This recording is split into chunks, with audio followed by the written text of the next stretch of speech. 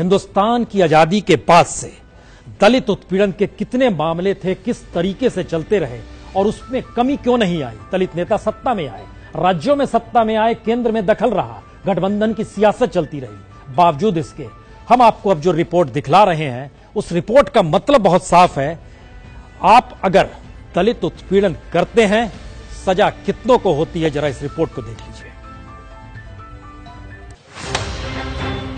ऊना में मारपीट, इलाहाबाद में हत्या, सहारनपुर में घरों को जलाना, भीमा कोरेगांव में हिंसा और ऐसी बहुतेरी घटनाएं लगातार हो ही रही।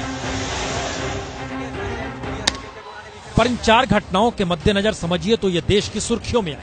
पुलिस ने एफआईआर दर्ज की, कार्रवाई शुरू हुई, कार्रवाई जारी है, सजा अब तक किसी को नहीं मिली। और ये सवाल आजादी के बाद से आज तक भी अनसुलझा सा है। आखिर दलित उत्पीड़न के मामले कड़े कानून होने के बाद भी बढ़ क्यों रहे हैं और कन्विक्शन रेट कम क्यों हो रहा है?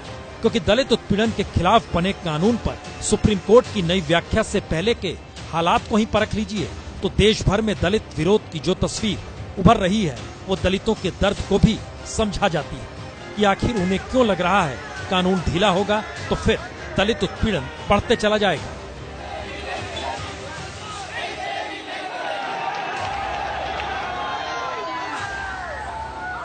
एनसीआरबी के आंकड़े बताते हैं बरस दर बरस दलित उत्पीड़न के मामले बढ़ते ही जा रहे हैं। 2010 से लेकर 2016 तक के आंकड़े आपके स्क्रीन पर हैं।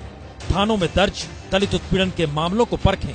2010 में सबसे ज्यादा मामलों पर फैसला आया, दोषियों को सजा हुई। पर जरा आंकड़ों पर गौर कर लीजिए, 40,481 केस में से सिर्फ 3,225 केस ही अंजाम तक पहुंचे, यानी दोषियों को सजा हुई। और ये है महज 7.96% केस, इसी में सजा हुई। और उसके बाद तो हर बार कुल मामलों में अंजाम तक पहुंचने वाले केसों की तादाद लगातार घटती ही चली गई। और सबसे महत्वपूर्ण तो यह 26 जनवरी 2016 में मोदी सरकार ने दलित उत्पीड़न कानून में संशोधन किया और संशोधन के तहत कहा कि अब मामलों को तेजी से निपटाया जाएगा, जिससे न्याय मिलने में देरी न हो। पर 2016 के ही आंकड़ों को देख लीजिए, कुल 45,286 दलित उत्पीड़न के मामले दर्ज हुए और उनमें से सिर्फ 659 केस पर ही फैसला आया, यानी महज 1.4%। तो यह है इस देश में दलित उत्पीड़न को लेकर कन्विक्शन रेट। तो सड़क पर विरोध के इन स्वर के पीछे दर्द को भी समझना जरूरी है, क्योंकि कानून जब कड़ा था तब हालात इतने बुरे थे, और अब जब दलित उत्पीड़न कानून के मामले में तुरंत गिरफ्तारी पर ही रोक लग गई, तब क्या आलम होगा, ये सवाल तो है। पर इससे भी ज्यादा बड़ा सवाल है जब पुलिस प्रशासन से लेकर न्यायिक व्यवस्था तक में दलितों की भागीदारी कम है।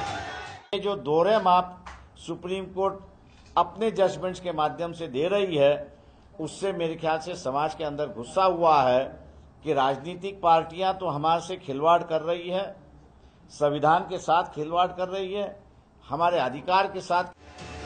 तो फिर इनके सामाजिक आर्थिक हालातों को समझेगा कौन? और अगर दलित सिर्फ वोट बैंक है तो फिर दलितों को गठबंधन के आसरे खुद को सत्ताधारी मानकर दलित नेताओं के इशारे पर चलना ही होगा, जो हो रहा है।